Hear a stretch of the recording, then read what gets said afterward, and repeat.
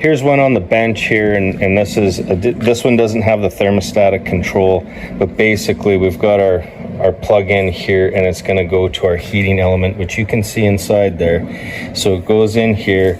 This is the outlet, and it heats it, and then comes out here, and then it's coming in on the end here, and that's our intake.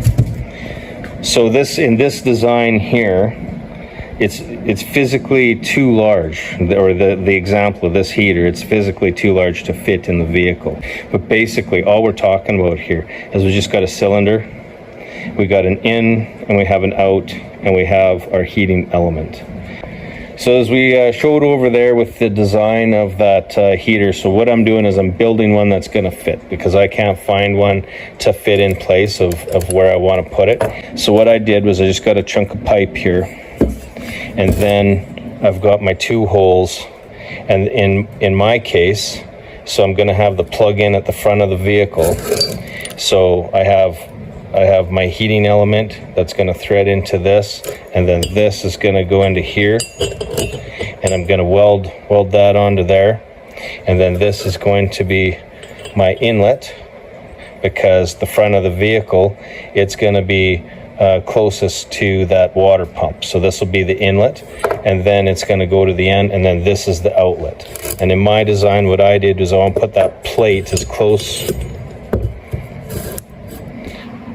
I want to put this plate as close as possible to the end, so basically we don't have any like void space or dead end. Like if there's this much more pipe here, then this is kind of like a void or dead space of coolant before it gets discharged out the end. So I want that cap as close as we can have to the end here, and I'm just going to drill this out, and then just put a plug in there, and this could also act as a drain as well to drain the system. So then that's going to be welded onto there. We're going to weld this one onto here. We're going to install this one in there and weld that into place, and then we're going to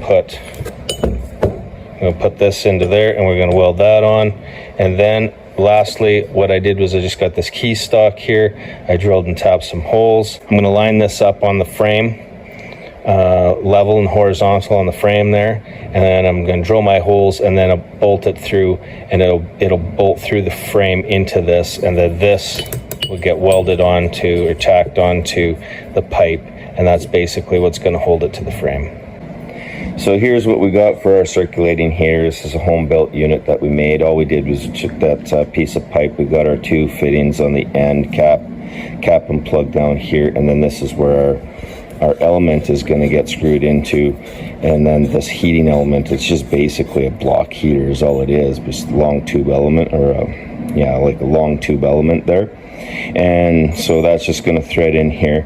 And just an FYI, so this is like either a stainless or an alloy steel, and then we've just got like some kind of cast fitting or whatever.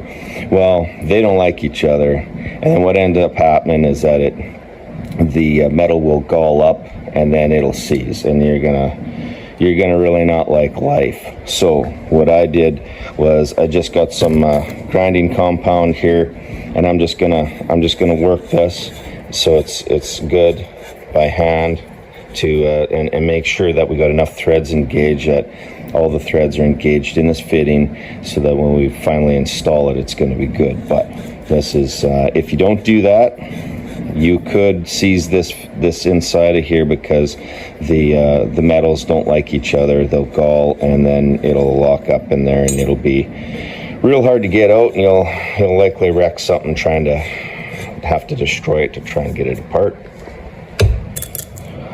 What I realized when I was building this thing, initially I was going to put our heater on this side, and this is going to face the front of the engine, because that's where the plug goes in. Here's our plug for our heating element. This is going to face the front of the vehicle, and then this would have went over here and then get plugged in, and that's closest to the front to plug the circulating heater in. and then this cap was going to go on this side, and it was going to go, the reason was straight to close to the end here, to kind of like, so that that fluid, there wouldn't be a dead space or a void space. It would get heated up, and then it just kind of, you know, there's nowhere else for it to go but up and exhaust out to our heater core. That was the original plan, and then I got looking and thinking at some of these other designs, and then I realized what they do is they have the heating element close to the discharge, because you want to heat it and then discharge it, right? So then over here, what I did was I just swapped these. Basically, like I put this on this end, so now this becomes the discharge and this becomes the suction, and then the same principle. So over here you've got this void space over here. Well, it can come in and this doesn't matter, and then as the fluid in the chamber here, that element probably only goes to about here. So then this is the spot that's going to get hot and heated, and then it's going to get discharged out the end. The principles of this is going to work like it's supposed to. Now we have to install it. The only thing left to do now is to choose our location, and after we've chosen our location, then we've got, this is like our little mounting thing here. So wherever we decide to mount this thing, and we'll mark it out, I'm going to tack that on there. And either, you've got two options here. Either you line this up and the bolt will go through the frame into the block here, or what you could do is you could get some threaded rod or some studs, and then you just put those in there and then stick those through the frame and put nuts on the other side. That's the idea on how to install this thing onto that frame fairly easily. I'm still trying to work it out how we're going to do this. I would like to keep it horizontal if I can.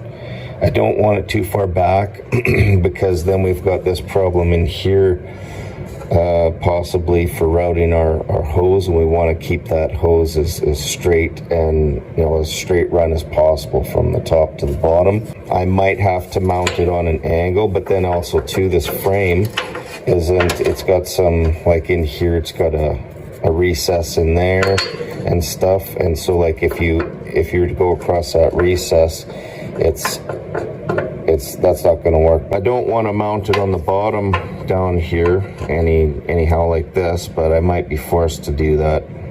We'll find out. But this definitely is the best location because it's going to have the shortest run of hose once it's heated to go up to our heater core.